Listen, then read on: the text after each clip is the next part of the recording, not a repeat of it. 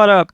This is your league commissioner, King K. Lavore here with week 2 of the league. So let's get started. As you can see here on the scoreboard, we have Check My Balls versus Team Twaddle. Lost by 8 points. Had Aaron Rodgers as my top scorer, putting up 28, and Chris Ivory of his putting up 22. Basically, I had a couple players put up huge numbers and a couple players just put up 0, and his team was all around a little bit above average scoring. So, yeah, it was very disappointing. Very, very disappointing. All right, to the right here, we have Dream Deflators versus Keno the Tannehill. Both teams coming out of the draft were projected to be very, very terrible. End up putting up 2 of the top 3 highest points. Yeah, how about that? How about that? They got something to say about that. It was a pretty even matchup all around. Won by 9 points. Derek Eendick, Keno the Tannehill over Dream Deflators. Dream Deflators' top score was Antonio Brown with 28. And Travis Kelce just went wild for the Chiefs with 28 points. How about that? I don't think anyone expected that to happen. But it did. And now we're here. All right, down the bottom left, we have Boston Pats versus Charles the Chief. Jim coming off with the number 1 pick and projected to have the best team coming in, put in the highest points. Because Tom Brady and Gronkowski went crazy Thursday night. And Charles the Chief had the next to lowest scoring. It was very disappointing for him. Very disappointing day. Although he had Jordy Nelson as one of his picks, top 3 picks, is injured. And now Des Bryant is also injured. It's going to be a rough year for him. He won pretty good. Tom Brady put up 35. Alex Smith put up 28. Quarterbacks for days for them. All right, and over in the bottom right, we have Manning the Orange Crush versus Ted Wells. Ted Wells only won by 4 points. How about that? He put up one of the lowest scoring points to end up winning. These are the kind of games I was talking about in the first video. There's always someone who puts up high points and always loses, like Jim last year, who ended up winning it all. And then there's days when you can have the lowest amount of points, but then you also play the team with the lowest scoring points. These are the kind of games I was looking for. Very frustrating. He won by 4 points. Julio Jones put up some very good points at 35 for Manning the Orange Crush. Wow. Imagine if Julio Jones didn't put up those miraculous 35 points. That score would have been even lower. And Ted Wells, Jason Witten went off. Look at that. Good old Cowboys just drove all the way down there. Huh. I bet he won that game because of that final drive also. Because Jason Witten scored on it. How about that? How about that?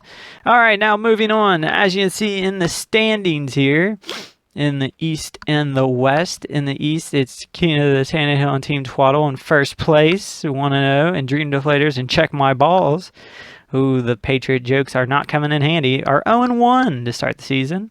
And in the West, we have Boston Pats and Ted Wells in first place over Charles the Chief and Manning the Orange Crush.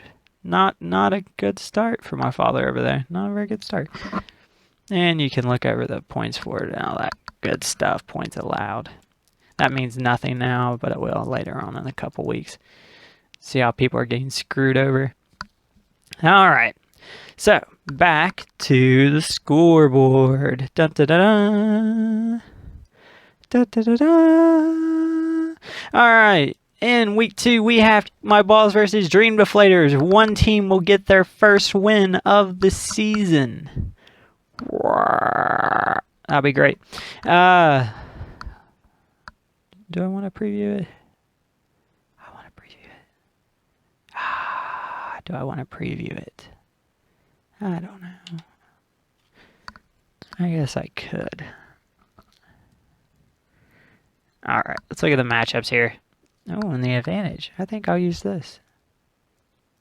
Huh. It's very nifty. Ooh, Jesus, he has a lot of players injured, don't he? God. All right, so we got QB battle has Drew Brees over Aaron Rodgers, which Rodgers going up Seahawks. And Drew Brees going up against Buccaneers. Marcus Mariota tore up. Oh, wow, this is going to be bad, isn't it? Joel Charles is projected to be better than Marco Murray. LaShawn McCoy is projected to be better than Carlos Hyde.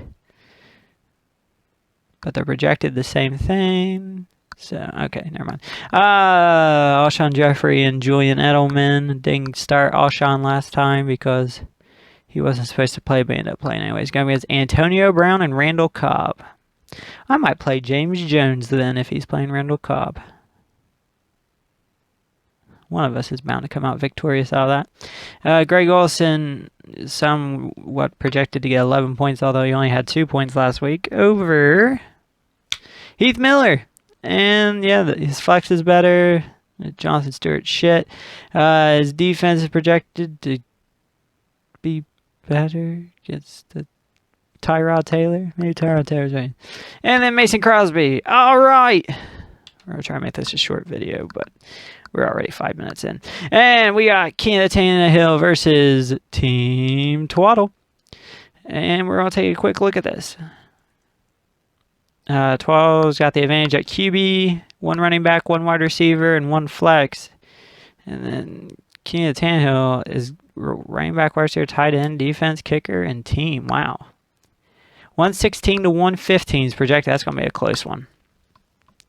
Moving on, we have Manning the Orange Crush versus Boston Pats. And Jim is projected to win by 3 with 122 to 119.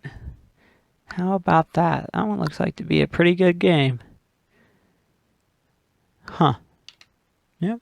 All right, moving on to the bottom right. Charles the Chief versus Ted Wells. And we are projecting, oh my goodness, Ted Wells is projecting to kill Charles the Chief. Only 101 points. How about that? Jesus. Huh. Usually he's king of the wide receivers, but his wide receivers are all dead, so he's got no wide receivers this year. That's pretty sad. And that is it. I will be back next week with a better video when I'm not sick and rushing this before a Thursday night game. So yeah, have fun. Goodbye.